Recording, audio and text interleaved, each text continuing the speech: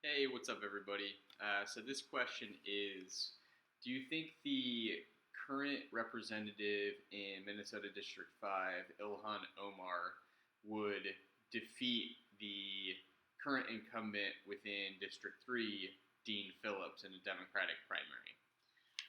So that's an interesting question. Okay, so for those who don't know me, my name is Cole Young. I'm running for Congress in the 3rd District of Minnesota. And that is essentially like the suburbs of Minnesota.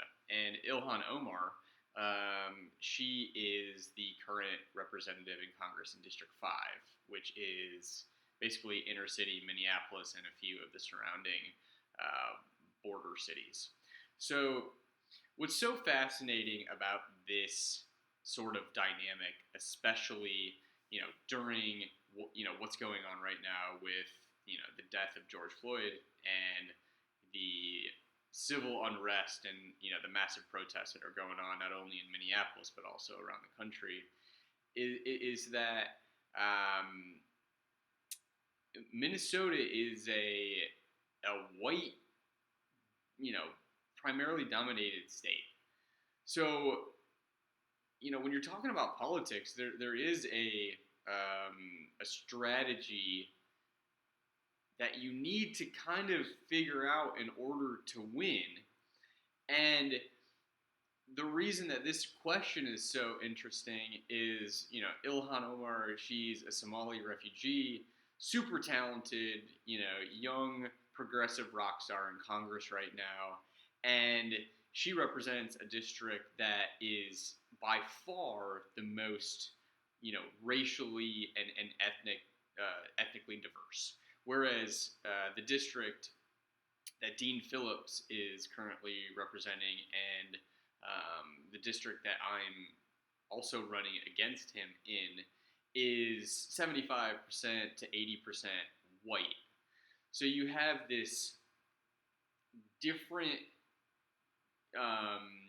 makeup of districts. So it's like, would one strategy that is focused on, basically looking at each issue from a bunch of different racial perspectives, different from looking at an issue from, hey, how are the white people going to feel if we react to this issue this way?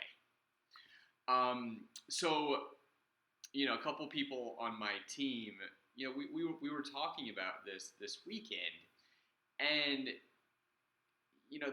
the question that came up was,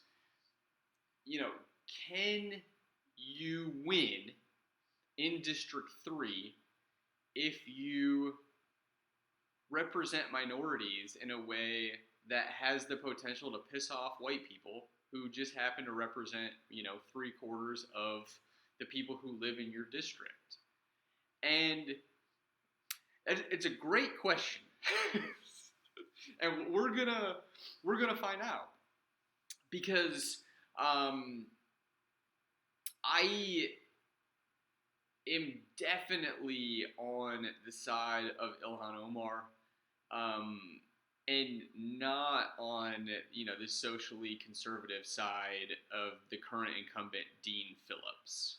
I come from a pretty diverse background in terms of moving around a lot as a kid, being friends with a lot of people from a lot of different places, from a lot of different belief systems, religions, sexuality,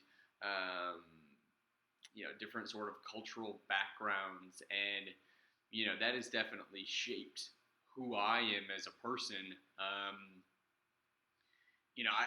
don't, look at somebody, different just because of the color of the skin or their beliefs or their sexuality. I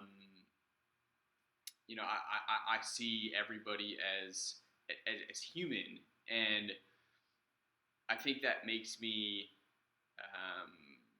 different and unique. And it could also completely backfire in terms of like how the 45 and older white demographic, who happens to be the voting demographic that usually shows up to vote, how what I have to say and how I say it will impact their decision.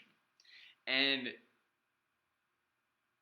what a couple of people on my team, kind of laid out was, dude, they're not gonna vote for you anyway, which is probably true. And I think what we're banking on is, and I don't know if it's unrealistic or not. What we're banking on is their kids to cancel out their vote.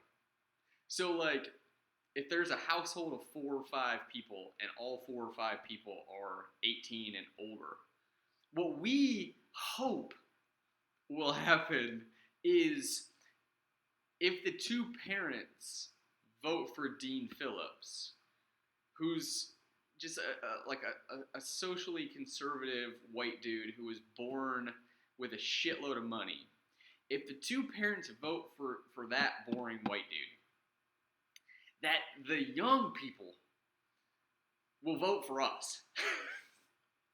And I think within this pipe dream, which I think is what it is, because everybody tells me, dude, young people ain't going to show up to vote. Like, and if you don't get young people to show up to vote, you're going to get your ass kicked. I would like to remain optimistic. Or else, what's the point? What's the point of this, right? So, the original question is, could Ilhan Omar beat Dean Phillips in 2020? And my answer is yes. And when, like, our team all came up with that same answer, we're like, fuck it. Let's just go. Let's do it. Like, let's not be censored. Let's just go win. Like, let's just be brutally honest, completely candid, and yeah, if you gave us, the option of like who to ride with, like Dean Phillips or Ilhan Omar, yeah, we're riding with Omar, man, because like she gets it, like she understands the diversity and the social and economic frustration of not only young people but middle-aged folk, white folk, black folk, Muslim folk, Asian folk. She understands the daily frustrations that exist within her racially diverse district, in the same way that I understand the frustrations of a diverse collection of people within our district. And what's kind of unescapable is the fact that, like, I live 10 minutes from Minneapolis. Like, I've lived in big metropolitan cities before. And I think the thing that I struggle with a little bit around here in Minnesota is different cities that I've lived in. The young people are raised in a way where they don't even like look at the color of people's skin or how they dress or how they talk or what they believe in or who they decide to have sexual relations with. They just rock with everybody. They're like, you do you. You do you. And Minnesota isn't that way yet. I feel like the young generation that we, as a campaign, are going to be extremely reliant on showing up. I feel like it is by far the most socially progressive,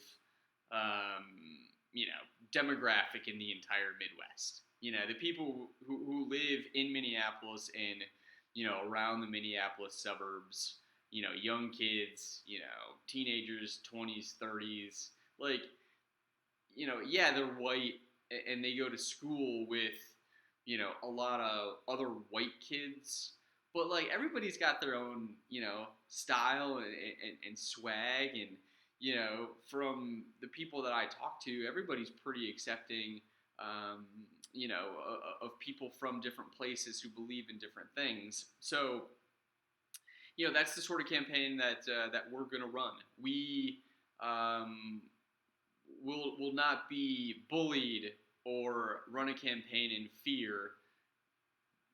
That the white people will, not show up for you and therefore make you lose. We stand on the side of diversity, and we will represent everybody the same. Like your money doesn't mean shit. Like if you're a white person, you don't get any points compared to a black person or a Hispanic person or any sort of ethnically diverse person. If you're one religion, you don't get any favorability over somebody from another religion. If you have certain sexual preferences, you don't have an advantage over other people who are into other things. And I think that's going to piss a lot of people off, because traditionally that's not how politics works in this country. Usually, if you got money, if you come from nice places, if you're white and you're in your 50s and 60s, y'all are used to running shit. That's over. It's over. And we're gonna prove it this year. So just to plug the date, August 11th is our primary date, and we're as each day goes by, as each week goes by, we're becoming more confident that we're gonna win. So, old white people, get ready for it. It's coming.